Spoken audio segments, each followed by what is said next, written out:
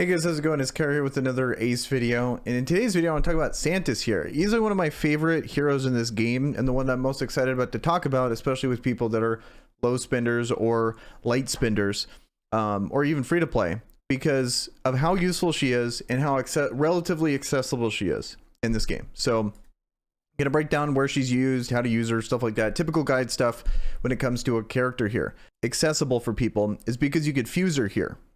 And if you get these rares and you get them ascended, then you get a fuser and a crater, and you could do this unlimited amount of times. And the reason why I bring that up is because, you know, obviously you want her, but she's really good at 5 ascend, and it's a really crucial part of her kit is when you 5 ascend her. So eventually I feel like people can get her, and normally I don't like to bring up the 5 ascend almost at all, but she's one of the rare exceptions where her and Hakron are both good enough to where you want to ascend them that much, and they're fusible, so you realistically can get there eventually if you pull those rare heroes.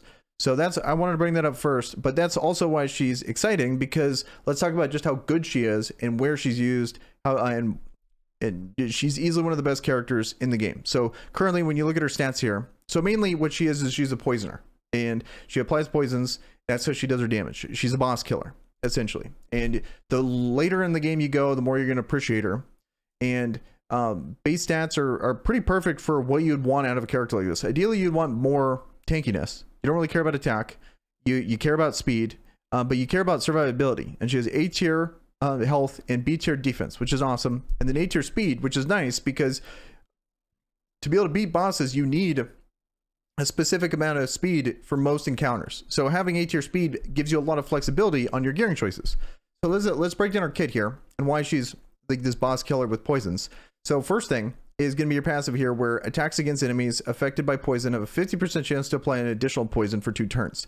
Then the ascension effect is attacks against enemies affected by poison apply an additional poison for 2 turns. So it's just guaranteed. So if you already have a poison on there, like let's say you have another poisoner does a poison, she attacks, she applies 2 poisons, which really starts to snowball very fast, especially if you have curse set to where she can get a bonus attack. So that's how you can really ramp up your poison super fast and kill these bosses. So then her auto attack here is deals 80% damage to an enemy and applies poison for 2 turns. Her A2 is deals 150% damage to an enemy and duplicates all poisons affecting them onto one random enemy. And then lastly, this ult is fantastic, which is deals 120% damage to all enemies and applies poison for 2 turns, prolongs the duration of all poison effects on enemies by 1 turn. So not only is it adding poisons, it's applying poisons for 2 turns itself, but then extending them all for an additional turn. So if you have all these poisons that are about to expire and you do this, now they're not going to expire until the next turn, which is just awesome. It's going to add so much damage to that. And so the faster you can pump up poisons, the better this ult's going to be, because you're only on a 2-turn clock here. So there's only a few ways to be able to add poisons fast enough to really make this ultimate powerful.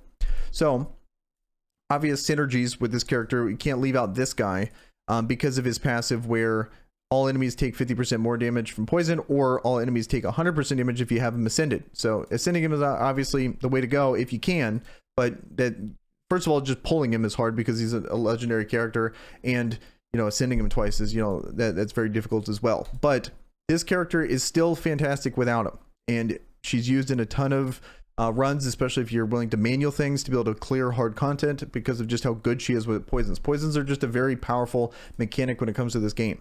So let's talk about where she's useful. And for the most part, she's very good in these dungeons here. And so these dungeons are going to be how you get your gear in the end game. And this is where she really excels in being able to kill bosses. So she's really good in Ash, she's really good in Queen of Tides, and she's really good in Gemini Dragon. And then also good in Witch of the Wind, even though I haven't beaten 12 yet. This is a very hard dungeon. Not many people have a consistent way of beating this yet. I'll have to check on the Discord if people have gotten there yet. But currently, the things you're really going to want to focus on are going to be Ash and Queen of Tides, because the gear here is just so good.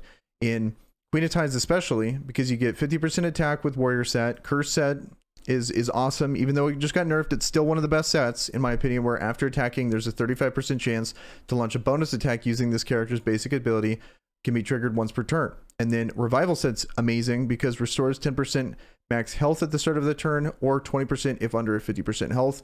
This is very useful in a lot of different places, probably good for another video. Mainly going to be Void Tower is a place where I've used it the most, but still really good in other places like Guild Boss and you know, things that you're really wanting to, it's really hard content that does a ton of damage and you're really trying to grind it out.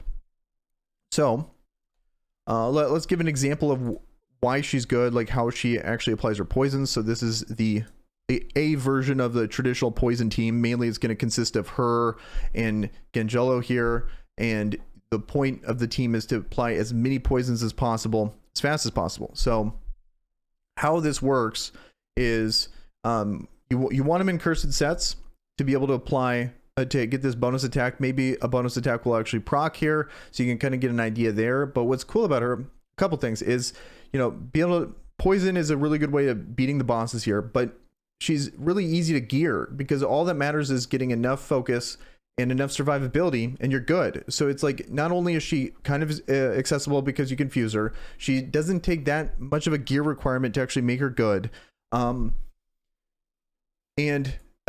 She's so useful in all these bosses. She beats Ash Magisteria, like that's one of the best damage dealers for that. She's really good in this dungeon here to be able to beat this, easily one of the most popular ways of beating this. So as you can see, this is the extend here, just kind of giving an example of how this plays out. But she's just such a good value pick, and you confuse her. And she unfortunately takes a 5 ascend to really unlock her potential when it comes to her passive. But still, I mean, like for a character use this much, and here's an example of that bonus attack with Cursed, but it's just so good to be able to do this. And so that's why I really like how, so in this game, so many impactful characters are actually pretty accessible. They're not these like unicorn characters that you're just really hoping to pull. I would say the closest to that is probably Gangelo here, because he really unlocks his team. But there is examples of this team being able to, you might not be able to auto it, but you can at least manual this if you have her. And with rares and stuff, so you're able to actually get the good gear, and then eventually you probably can auto it, because once you get enough good gear, you'll be able to do it. The big thing that's gating you from being able to auto this is probably your gear quality.